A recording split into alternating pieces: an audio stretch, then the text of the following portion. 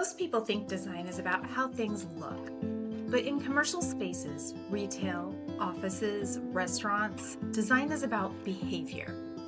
It's about how your environment influences what people do, how long they stay, and whether they come back. Today we're breaking down 3 design principles that directly impact your bottom line: wayfinding, color psychology, and daylighting. And I'm going to show you exactly how to measure the ROI. Let's go.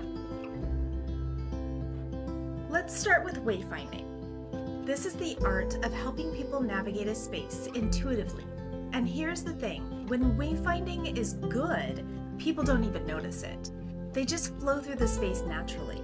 But when it's bad, customers get lost, frustrated, and leave without buying. Employees waste time searching for conference rooms. Patients feel anxious.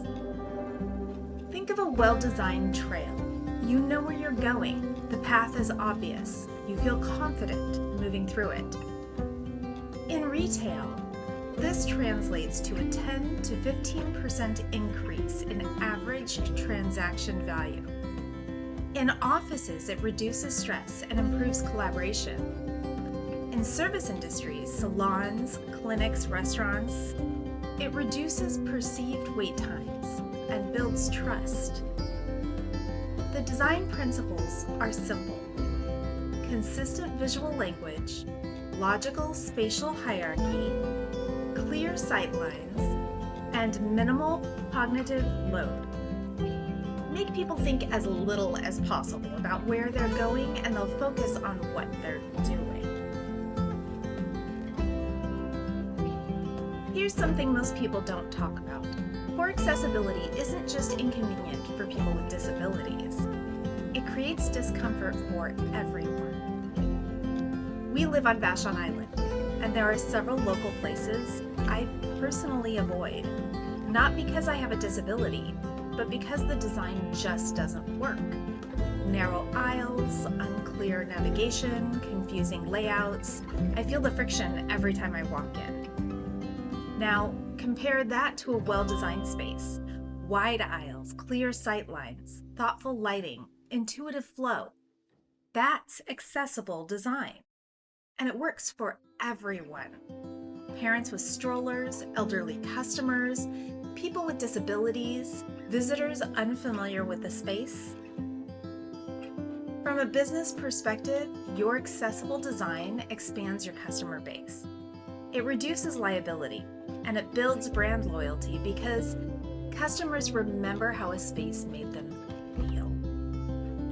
As a certified living in place professional, I've spent years designing spaces that adapt to how people actually live. These principles apply equally to commercial environments. Accessibility isn't a constraint. It's an opportunity to create spaces that work beautifully for more people. Now let's talk about color. And I'm going to use one of the most brilliant and intentional color choices in commercial design: Subway's Old Yellow. Subway's yellow is genius. It was genius. It draws attention, creates energy, stimulates appetite. For a quick service restaurant designed around fast transactions, yellow is perfect. It says, come in, order fast, move along. But here's the trade-off. Yellow is overstimulating. Spend 30 minutes in a subway and you'll feel it. A slight agitation, fatigue, a subtle urge to leave. That's intentional. Subway doesn't want you lingering. They want throughput. This teaches us something crucial.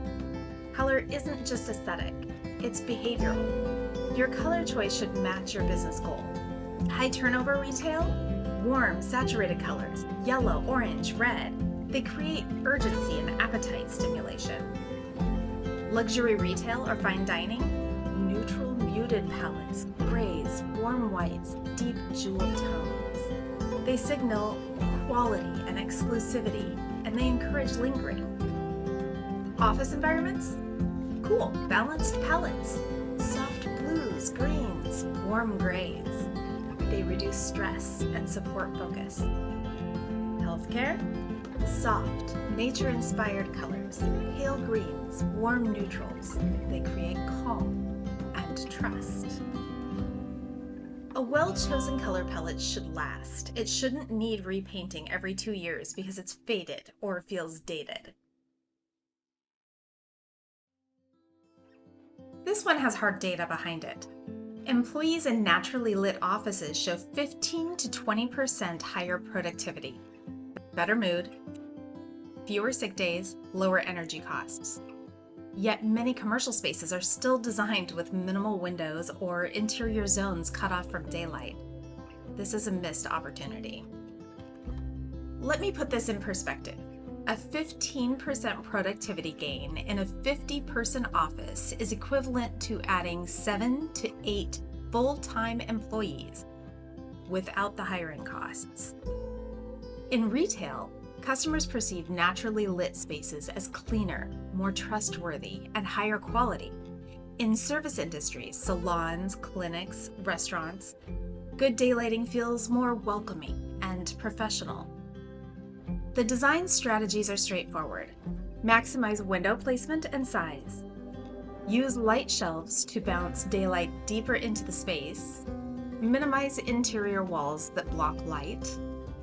Choose light-colored, reflective finishes, and consider skylights or clear-story windows in interior zones. At Waldron Designs, we have LEED AP and Living Future accredited designers, which means we understand how to optimize daylighting for both comfort and energy efficiency. The goal isn't just more light, it's quality light that reduces eye strain, supports your circadian rhythm, and cuts energy consumption. So how do these 3 principles work together? Let me give you 2 examples. A high-end office environment, subtle, sophisticated wayfinding, maybe material changes instead of obvious signage, warm neutrals and soft blues in the color palette, and daylighting maximized with careful glare management.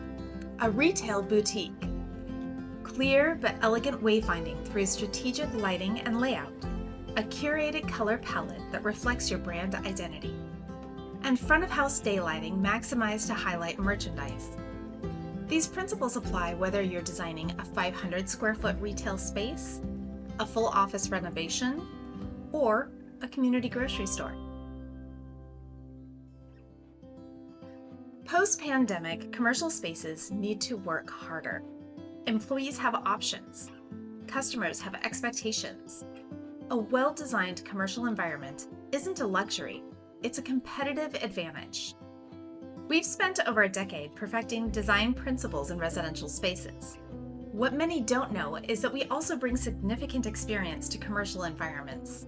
We're currently working on a commercial project that embodies these principles, and we're excited to share the results when it's complete. If you're considering a commercial redesign or new build, let's talk about how strategic design can drive ROI. Head to our blog for the full deep dive on design ROI.